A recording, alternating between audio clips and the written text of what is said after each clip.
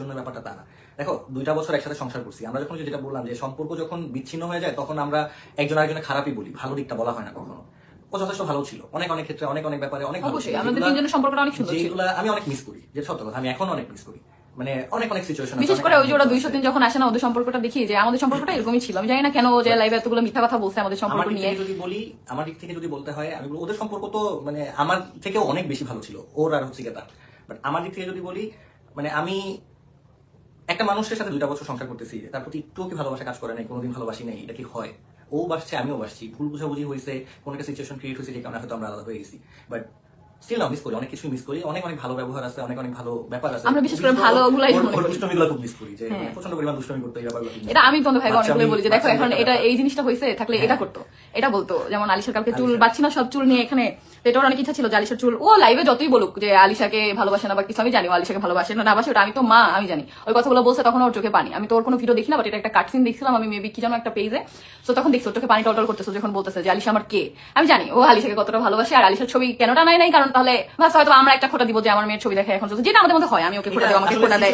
হ্যাঁ, এরকম হয়ে গেছে, ইগো চলে আসছে আমাদের মাঝখানে। আমি একটা সিম্পল ব্যাপার বলবো যে এটা শুধু ওর দোষ বা আমাদের দোষ না, আমাদের দুই পক্ষেরই একটা দোষ, আমাদের সবারই, সবারই। মানে আমাদের 2টা পক্ষ হয়ে গেছে, তখন এই 2টা পক্ষেরই একটা ব্যাপার যেটা হয়েছে, সেটা হচ্ছে আমাদের মধ্যে ইগোটা অনেক বেড়ে গেছে, যে ইগোটার কারণে আসলে আমরা অনেক কিছু হারাইছি। হ্যাঁ, তুমি যে কমেন্টটা করছো যে তোমাকে দেখিয়ে আসছে 2 বছর তোমার সাথেই থাকছে, তারপর কেন তোমাকে বাদ দিতে বলছে, এটাই আমার সবথেকে বেশি কষ্ট লাগছে, যে ও যাওয়ার পরে সম্পূর্ণ দোষ দিছে আমার, যেখানে ওরা আমার সম্পর্ক কেমন ছিল এটা ও বুকে হাত দিয়ে বলতে পারবে। মানে যেহেতু আজকে মানে সবসময় খারাপই বলে গেছি, আজকে খারাপ নিয়ে কথা বলে লাভ নেই। খারাপ আসলে আমরাও ভুল করছি, আমাদেরও ভুল ছিল, ওর দিক থেকেও ভুল ছিল, দুই পক্ষেরই ভুল ছিল, কখনো এক হাতে তালি বাজে না। আর এটাও সত্য যে হচ্ছে গিয়া ভালো ও ছিল, আমরাও ছিলাম।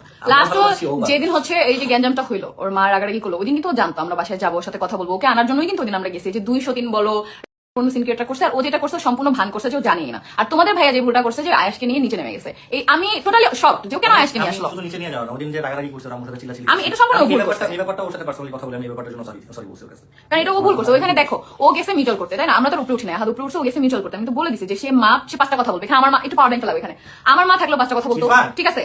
যে কোনো মেয়ের মা থাকলে এখানে 5টা কথা শোনাবে, সেটা মেয়ের দোষ থাকুক না থাকুক, তুমি আনতে গেছো জামাই হিসাবে, মানে কথা শুনবে, ঠিক আছে?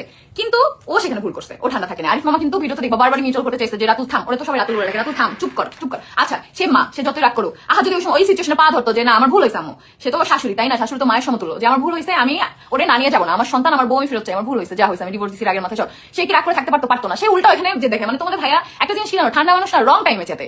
আমি যদি একদিন উপরে যাইতাম, এটা বুঝলে আমি আগে উপরে যাইতাম, তাহলে সিচুয়েশনটা এমন হইতো না। যখন ও আয়না আজকে আমার কোলে দিচ্ছে, আমি সাথে সাথে আয়স করে নানুর কোলে দিয়ে দিচ্ছি, আর বলছি যে দাঁড়ান, তাই আমি আমুরে কেমন দাঁড়ান, আমি আপনার কোলে দিয়ে দিব, কেন আজকে নিয়ে যাবো এইভাবে জোর করে, কেন আজকে নিয়ে যাবো? ওর মায়ের কাছে সব থেকে বেশি নিরাপদ, তো দুধের বাচ্চাকে কেন মায়ের থেকে আলাদা করবো?